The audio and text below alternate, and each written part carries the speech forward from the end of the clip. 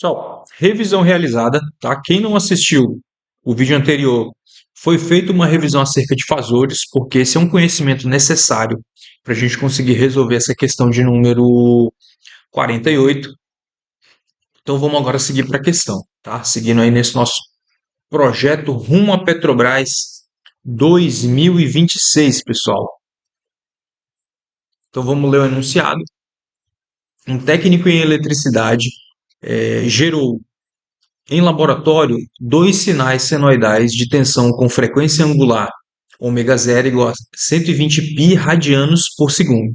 Esses dois sinais, vistos na tela de um osciloscópio, são representados matematicamente por. Então aqui nós temos duas funções no domínio do tempo, tá? Nós temos V1 de t, que é igual a 30 seno de ômega zero t, ou seja, a fase aqui é zero, e nós temos V2 de t, que é igual a 40 seno de ômega zero de t mais π sobre 2. As duas funções estão em termos de seno, tá? Então, ok, a gente vai conseguir fazer essa operação. Vamos ver aqui o restante do enunciado. O sinal senoidal resultante da soma, V1 mais V2, tem a tensão de pico em volts igual a. Então, vamos lá. Temos aqui, então, 30 seno de ômega t, 40 seno de ômega t. As duas funções estão em termos de seno. E lembra que eu falei também que o ômega zero ele precisa ser igual para os dois. E nesse caso aqui o problema também definiu que o ômega zero de ambos os sinais são iguais. Mesma função seno, mesma frequência angular, então a gente consegue operar tranquilamente. O que a gente vai fazer primeiro? Nós vamos extrair os fasores. Como é que a gente extrai os fasores aqui dessas duas tensões aqui? Então a gente vai ter que para tensão 1, o fasor da tensão 1 vai ser igual a Vp, tensão de pico, né? Das duas vai ser igual a Vp, e uma fase aqui que nesse caso não tem fase é zero. Então vamos substituir logo pela Vp, né? A gente já viu isso na revisão. Então a gente vai ter aqui 30 e a fase, que fase é? Fase 0 graus. E a nossa tensão V2, aqui o fasor de V2, ele vai ser igual a 40, e a nossa fase, ela vai ser π sobre 2 é igual a 90 graus, tá? Π sobre 2 é igual a 90 graus. E o que ele está pedindo aqui? Ele quer que a gente faça a soma dessas duas tensões, só que ele quer a tensão de pico. Ele falou, o sinal senoidal resultante da soma de V1 de t mais V2 de t tem a tensão de pico em volts. Então lembra que eu falei aqui nessa nossa revisão que o fasor ele vai ser a tensão de pico dividido por raiz de 2 mais a fase? Então nesse caso aqui, a gente não precisa adicionar um raiz de 2. Por que a gente não precisa adicionar um raiz de 2 aqui, nesse caso, para extrair a tensão RMS?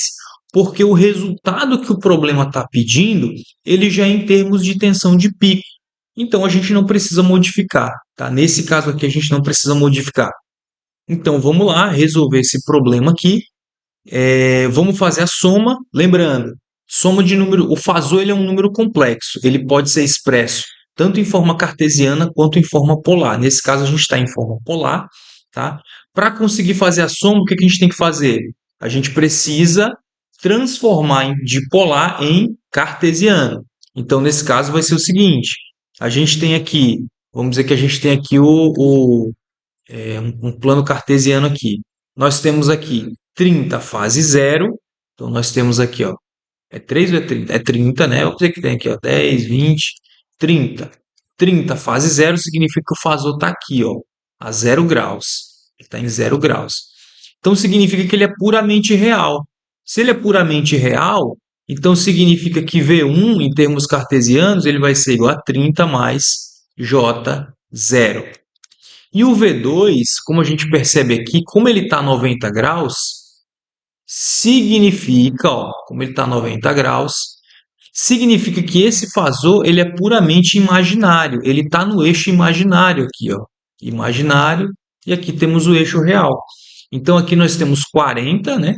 Nós temos 40, porém, como ele está no eixo imaginário, a gente vai ter que V2, ele vai ser igual a 0 mais J 40 volts. Tá, mas se a gente tiver uma diferença, eu não tiver como deduzir dessa forma, como que a gente calcula isso? Opa, então vamos lá. A gente sabe o seguinte, que quando nós temos um determinado fasor aqui, né? Nós temos um determinado fasor aqui, nós temos um determinado módulo e um ângulo θ. Sabemos o seguinte, que a projeção desse vetor aqui, desse fasor, a projeção desse fasor no eixo x, ele é igual. Então vamos dizer que a parte real, ele vai ser igual ao módulo da tensão vezes o cosseno do ângulo θ. E quanto que vai ser essa parte imaginária aqui? A parte imaginária, ela vai ser igual ao módulo da tensão vezes o seno do ângulo θ. Se a gente aplicar essa fórmula nesses dois problemas, a gente vai chegar nesse mesmo resultado. Por exemplo, quanto que é o módulo? É 30. Então, nesse caso aqui, quanto que é a parte real de V1? No caso de V1, né? Vamos fazer aqui, ó. V1, V1 nesse caso seria o módulo, que é 30, isso é a parte real, tá? Vezes o cosseno de zero.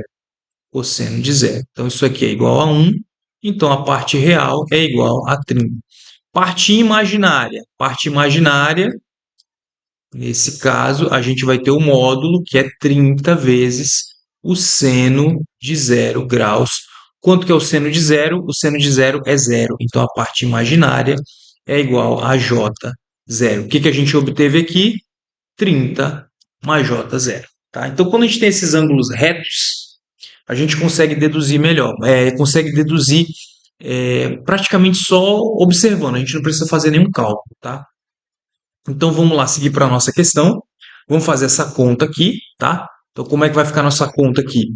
V1 e V2, a gente vai somar a parte real com parte real, parte imaginária com parte imaginária. Então significa que a gente tem V1 mais V2 vai ser igual a 30 mais. Vamos lá, pessoal, voltando aqui então, temos aqui V1 mais V2, nesse caso a soma desses fasores aqui, a gente tem parte real, parte imaginária mais parte imaginária, então a gente tem aqui 30 mais J, 40 volts. Porém, o resultado, como ele nos deu aqui o seno, a gente vai extrair fasores, ele vai querer o resultado em fasor, tá, pessoal? Então, o que a gente vai ter aqui?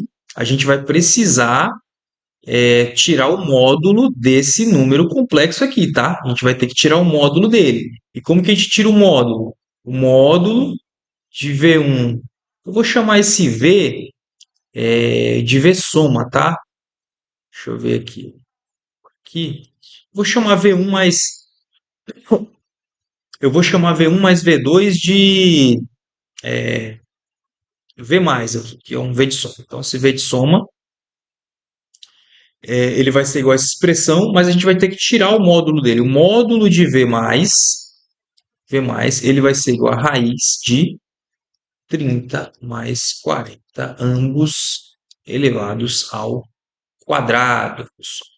Então, a gente tem aqui que o nosso módulo de V mais, ele vai ser igual a raiz de 30 ao quadrado mais 40 ao quadrado. Se a gente observar, tá, pessoal? A gente tem aquele triângulo 3, 4, 5, né? Mas a gente vai fazer aqui, tá? Eu vou fazer aqui, essa soma para a gente entender passo a passo o que vai acontecer aqui, tá?